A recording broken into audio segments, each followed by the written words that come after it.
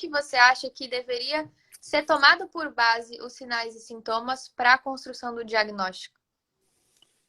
Pois é, os sinais e os sintomas, eles são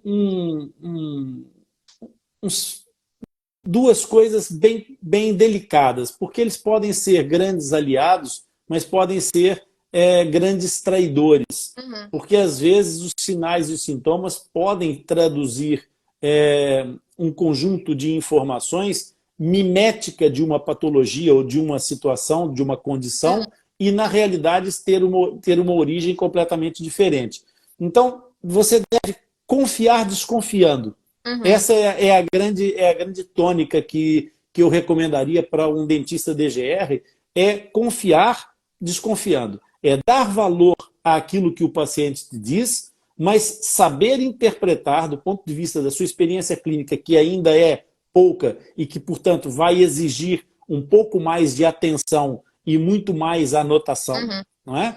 Portanto, para poder exatamente começar a compor essas linhas mestras, essas bases que nós acabamos de falar, e isso, quando a gente faz o DGR método, é um pouco isso que a gente costuma passar para os nossos alunos, é criar uma metodologia que permita fazer essa composição e começar a criar um funil para chegar ao tal diagnóstico. Então, nos sinais e sintomas, nós podemos dividir assim, Camila, os sinais e sintomas que são compatíveis e os sinais e sintomas que são meio paradoxais, são meio contraditórios, entendeu?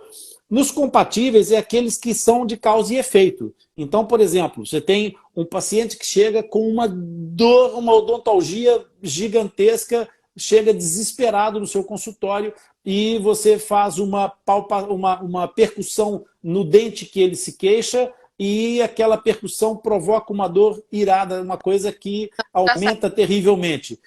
Você faz um teste de sensibilidade térmica e a sensibilidade ao calor exacerba essa dor, é uma alodínia brutal e não regressa após o estímulo. Ou seja, quando a dor estimulada não retorna depois de ser estimulada, isso é sinal de inflamação. Então você tem as características todas ali de uma pulpite aguda. Cara, esse diagnóstico ele é compatível com a informação, com a história, com toda esses primeiros sinais e sintomas. Aí você vai olhar, o paciente já está a ficar com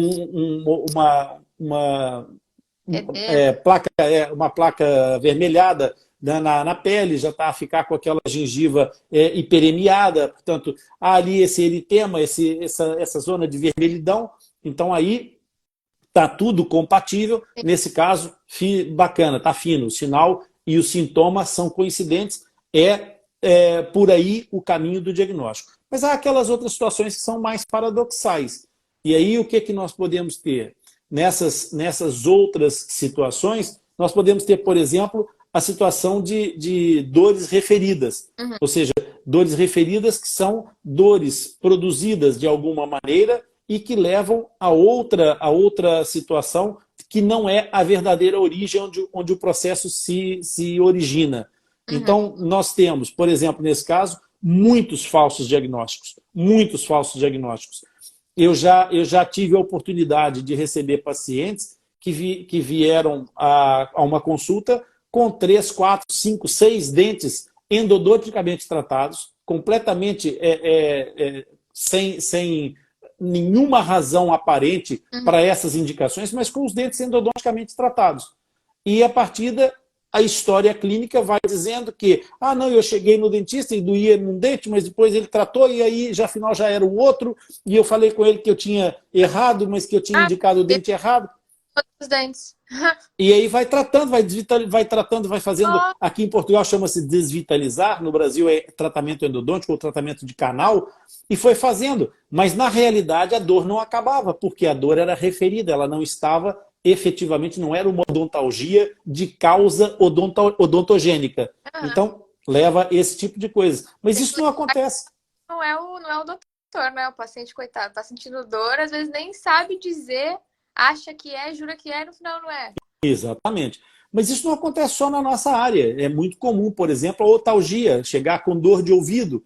E o paciente pode chegar com uma dor de ouvido lancinante no otorrino, e o otorrino dizer, amigo, não tens nada nos ouvidos? né?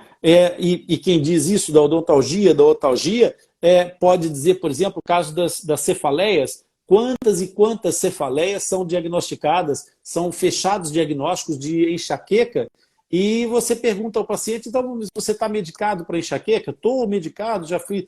E como é que está a decorrer desse processo? Está igual. Como está igual? Então você está medicado, tem um diagnóstico encerrado e não mudou nada? Ah, não, não muda nada, porque mesmo com os remédios da enxaqueca eu continuo a ter as mesmas dores, não sei o quê. Cara, toca o sinal de alarme, não é? Alguma coisa está errada nessa história. E muitos casos de enxaqueca também têm diagnósticos que são produzidos de forma por dor referida. E aqui nós podíamos passar aqui o caso das artrites, das tendinites e por aí fora, montes de situações que são exatamente essas dificuldades diagnósticas que são induzidas ou produzidas por dor referida que não é necessariamente originária no local onde ela está a ser percebida. Lembrando para todas as pessoas que nós sentimos dor no córtex e não no local onde nós referimos a dor. É muito doido. Não é?